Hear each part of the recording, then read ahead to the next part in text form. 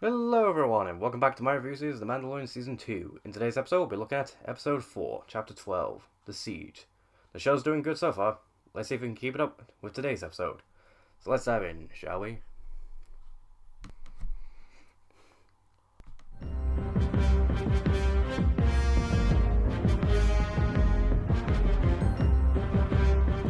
Our episode begins with Mando, How original. who isn't getting nearly killed, Daring today, aren't we? trying to get Baby Yoda to help fix the ship, which doesn't go so well, so the two decide to stop off at Navarro to get the ship repaired, then head to Corvus.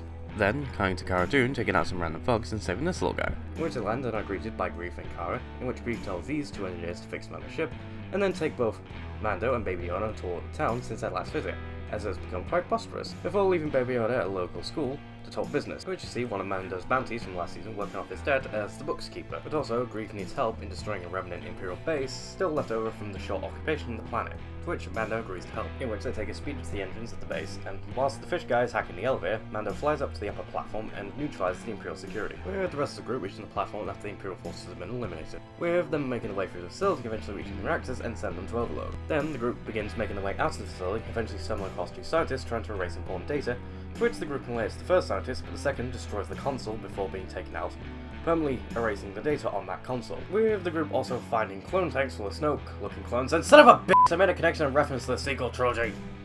You know what? Not going into a fan rant, and moving on. They also find a message from Dr. Pershing to Moff Gideon, informing him about how the initial tests with the cloning templates were going well, and given the M count filled blood, but eventually deteriorating, and without access to more M count blood, the project may have to be shut down.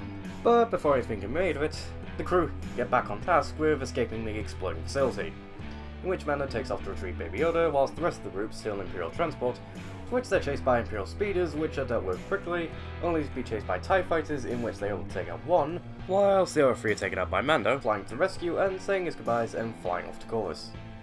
In which Greef is later interviewed by a New Republic pilot who questions what he found at the Imperial base, to which Greef lies and said he found nothing, to which the pilot leaves and has a heart-to-heart with Cara about what they lost to the Empire, before cutting to an Imperial light cruiser and one of the officers receiving a message from one of the engineers from earlier, who says they placed a tracker on Mando's ship, then the officer informing Moff Gideon, who is standing and looking into a room full of mysterious figures.